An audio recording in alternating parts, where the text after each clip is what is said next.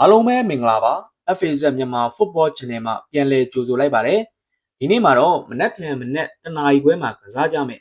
လာလီဂါဘီလူးနဲ့စင်မြောင်ကြီးတို့ရဲ့ချန်ပီယံလိဆီမီဖိုင်နယ်ပွဲအကြောင်းသုံးသပ်ပေးသွားမှာဖြစ်ပါတယ်စင်မြောင်ကြီးတို့နဲ့လာလီဂါဘီလူးတို့ဟာ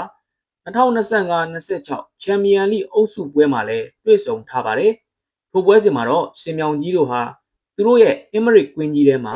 လာလီဂါဘီလူးတွေကိုအပြတ်အသက်နိုင်ယူနိုင်ခဲ့ပါတယ်။လာလီဂါဘီလူးတွေဟာအကျိတ်အနေကစားခဲ့တော့လေစင်မြောင်ကြီးတို့ရဲ့ဘရာဇီးနောက်ခံလူစင်ခေါကြီးရဲ့ခေါင်းတိုက်ကိုနဲ့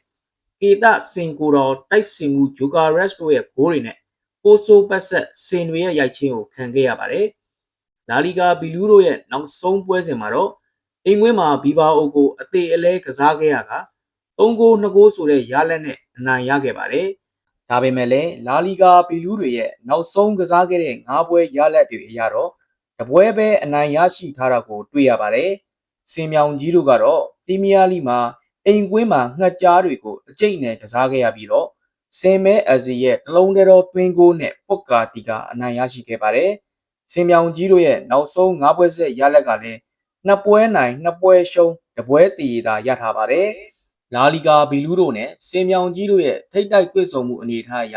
တပွဲစီအနိုင်ရရှိထားတာကိုတွေ့ရပါတယ်။ဖြစ်လာနိုင်တဲ့လူစင်းအနေအထားအရလာလီဂါဘီလူးတို့ဘက်ကဂရစ်မန်ဆော်လော့စင်မြူနီအိုဘလက်တို့နဲ့စင်မြောင်ကြီးတို့ကိုလက်စားချေဖို့ပွဲထွက်လာနိုင်ပါတယ်။စင်မြောင်ကြီးတို့ကတော့ကင်းကင်နာနေတဲ့အတွက်ကေတာကိုတော်ယူကာရက်စ်ဆာကာရိုက်စ်အိုဒီဂတ်တို့နဲ့သာပွဲထွက်လာနိုင်ပါတယ်။လာလီဂါဘီလူးတို့ကပဲစင်မြောင်ကြီးတို့ကိုသူတို့ရဲ့အိမ်ဝင်းမှာလက်စားချေနိုင်မလား။စင်မြောင်ကြီးတို့ကပဲလာလီဂါဘီလူးတွေကိုဆက်ပြီးအနိုင်ယူသွားမလားဆိုတာကိုစောင့်ကြည့်တဲ့ပွဲကောင်းတစ်ပွဲဖြစ်နေပါတယ်။စင်မြောင်ကြီးတို့အနိုင်ဆုံးတရေရယူသွားနိုင်လိမ့်မယ်လို့ထင်မိပါတယ်။ကြည့်ရှုပေးတဲ့အတွက်ကျေးဇူးတင်ပါတယ်။